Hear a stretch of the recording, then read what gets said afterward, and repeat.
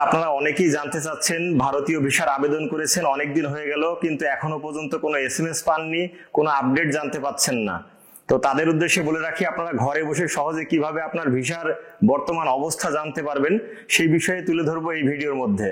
তো চলুন শুরু করা যাক আজকের ভিডিও। আসসালামু আলাইকুম বন্ধুরা, আশা করি সবাই ভালো আছেন, আমিও ভালো আছি। আপনারা এই মুহূর্তে দেখছেন আমার ইউটিউব চ্যানেল ওহাব ট্রাভেলার, আর সঙ্গে আছে আমি আব্দুল ওহাব। তো চলুন শুরু করা যাক মূল ভিডিও। যারা আজকে আমাকে নতুন দেখছেন, প্রথম দেখছেন, অবশ্যই চ্যানেলটি সাবস্ক্রাইব করার অনুরোধ রইল, যেহেতু আপনাদের জন্য কষ্ট করে ভিডিওগুলো বানাই। আর স্ক্রিনে দেখতে পাচ্ছেন আমার ফেসবুক পেজ এবং ইনস্টাগ্রাম আইডির লিংক, সেখানেও যুক্ত হওয়ার আমন্ত্রণ রইল।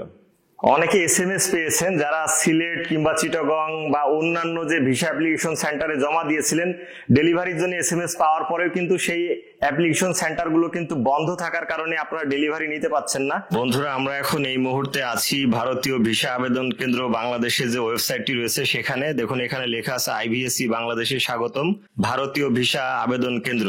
সো এখান থেকে আমি আপনাদেরকে দেখাবো কিভাবে আপনার যে ভ্রমণ ভিসার আবেদন পত্রটির বর্তমান অবস্থা যাচাই করবেন। এখানে দেখুন আপনার আবেদন ট্র্যাক, এই যে লেখা আছে এখানে আমরা চলে যাবো এই সার্চ অপশন দেখে, এখানে গিয়ে ক্লিক করব। ক্লিক করার পরে নতুন একটি ট্যাব ওপেন হবে। সো ট্যাব ওপেন হয়ে গেছে, এখানে দেখুন লেখা আছে Indian visa application tracking.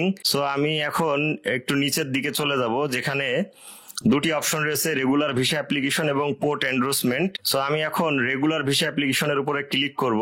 Regular visa অ্যাপ্লিকেশনের উপরে ক্লিক করার পরে এরকম একটি ইন্টারফেস চলে আসবে। এখানে লেখা আছে regular visa application web file নাম্বারটা এখানে দিতে হবে। সো আমি এখানে ওয়েব ফাইল নাম্বারটি দিয়ে দিচ্ছি এবং নিচে যে ক্যাপচাটি রয়েছে, সো এই ক্যাপচাটি উপরে লিখে দিব। দেওয়ার পরে ঠিক নিচে দেখুন সাবমিট বাটন রয়েছে, আমরা এটা দেওয়ার পরে সাবমিট বাটনে ক্লিক করব। ক্লিক করার পরে একটু নিচে চলে আসবো, যেখানে দেখাবে সার্চ রেজাল্ট। সেখানে 4টি ধাপ রয়েছে, এই 4টি ধাপ কমপ্লিট হলেই আপনার হাতে পাসপোর্ট আপনি পেয়ে গেছেন এটা দেখাবে।